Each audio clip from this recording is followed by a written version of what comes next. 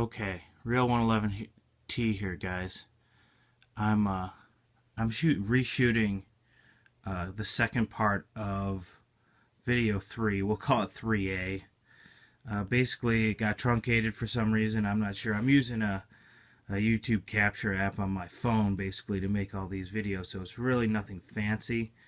And I've noticed that you gotta be real careful that it actually uploads, that we've had situations where it just stops. And in the past, I've had a couple where I was able to just re-upload it. It's really easy to just re-upload. Unfortunately, if you've deleted the video already to make room for something else, you're pretty much out of luck.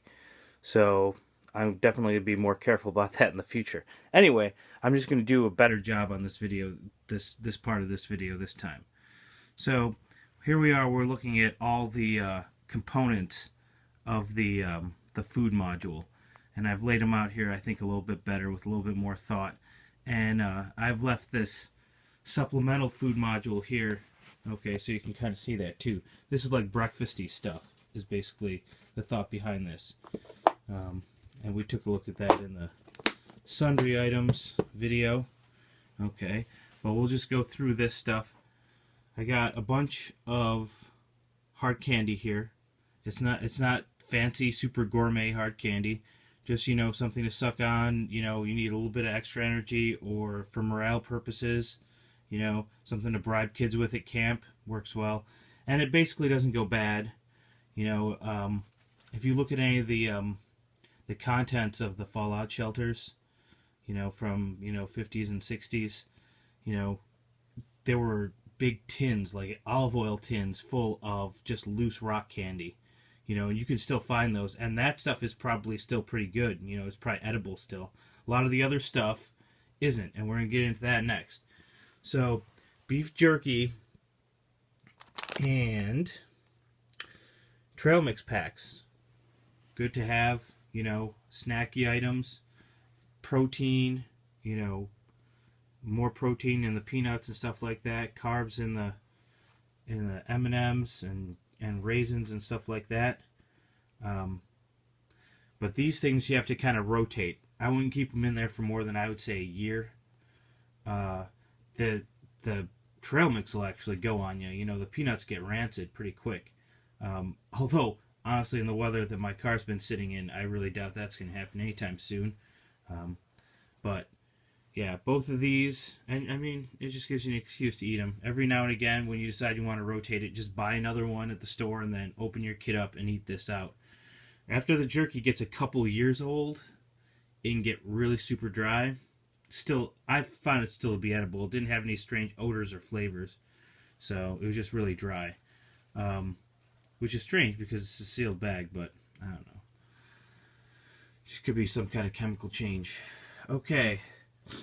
3 Mountain House entrees. I definitely have the capability to warm water for these.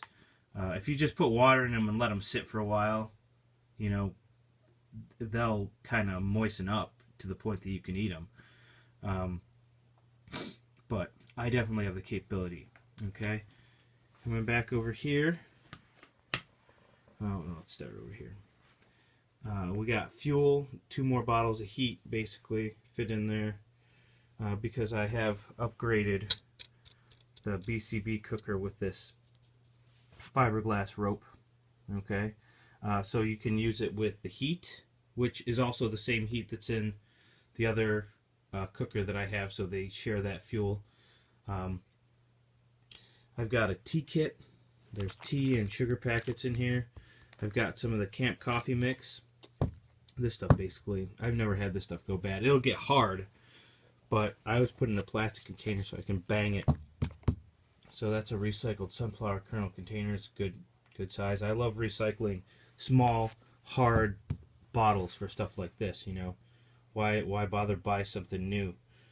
Then we have, what are these, 24 of the larger Esbit tablets, you know. So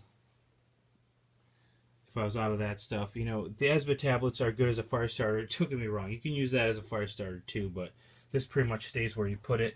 It burns for, you know, 15 minutes. If I was going to use this, you know, this was in here before this was, before I done this modification here.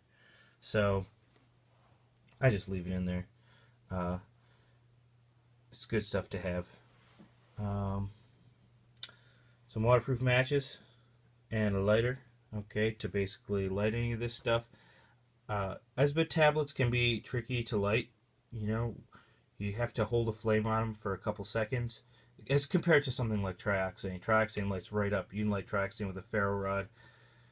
I've never had great luck lighting Esbit with a ferro rod. I guess you have to kind of powder up a little bit of it, but oh well. I've got this stuff here, so I don't need a ferro rod for that. So, and then utensils here. Okay, I've got one of these Walmart spoons. Okay, and then I've got a couple of these things which I get at the grocery store when I buy stuff from the carry-out cafe. I usually grab an extra one.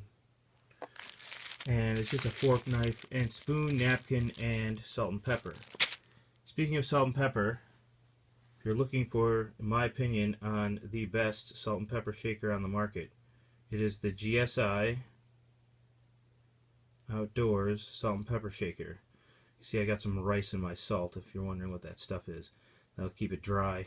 It's a little like desiccant you can put right in your salt so it doesn't cake up on you. But these things don't leak. They are very crush proof. Okay, and they're relatively compact. Okay, you can pick which one. You see one of the two capsules is bigger than the other one. You can use more salt or you can use more pepper. This is good to season your food. This is also good. The salt is good as a first aid item if you have somebody who is, you know, suffering from salt depletion in the summertime. Okay, so this thing's kind of a gimmicky gadget. Light my fire, Grandpa's fire fork. This is, you know, designed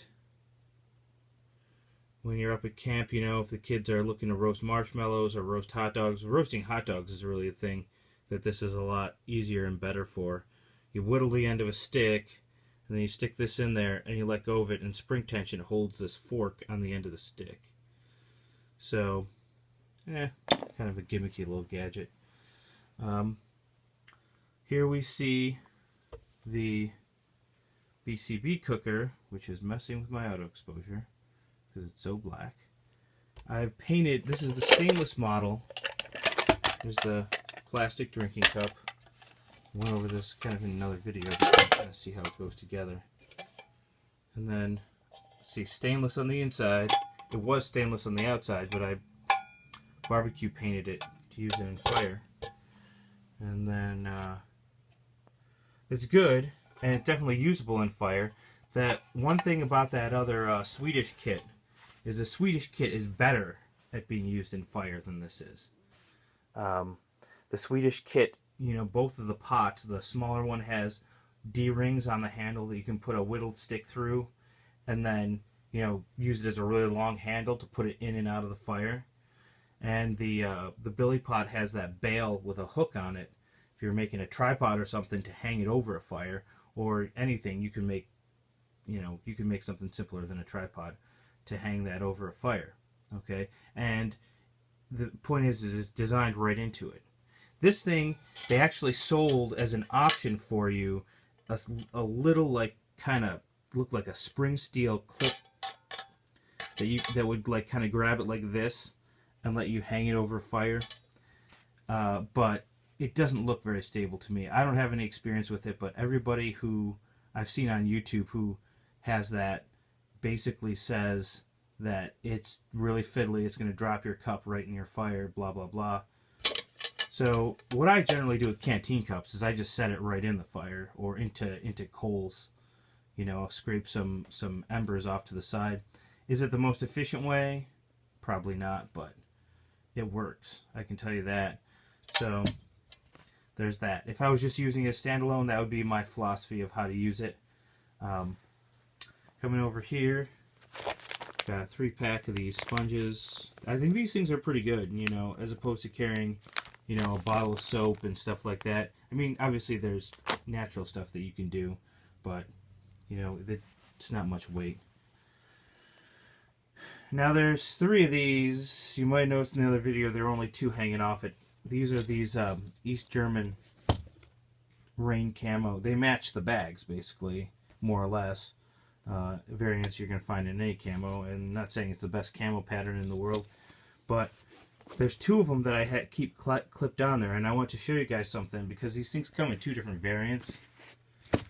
You see here, this one here has like kind of a leather strap, and this feels like it could be really cheap leather. It's fairly thin leather on all of these, but some of them, okay, we're looking at the backs of all 3 of these now. These 2 that I put on here have the clip, the metal clip, okay, and I like these ones better.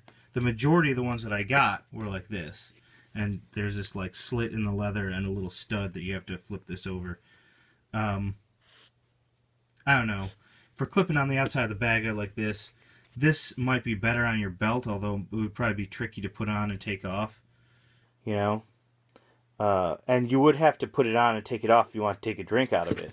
Because even though you can take the cup off without doing that, unless you're a contortionist and you can somehow bend over to your waist, assuming it was on your belt, on your waist, there'd be no way to actually get your mouth around the mouthpiece. But just to show you a couple differences there, if you find a bin of them at a surplus store, basically, I would say filter through them to find these ones if they have them. I don't know. They're about the same anyway. They're not super awesome canteens or anything, but they are cheap. See, that's the thing the surplus has going for it a lot of times, is it's cheap. You know, if it starts to get trendy among, you know, people who are putting this stuff together on the internet, then stuff gets to be expensive, like that Swedish cooker got to be ridiculously expensive.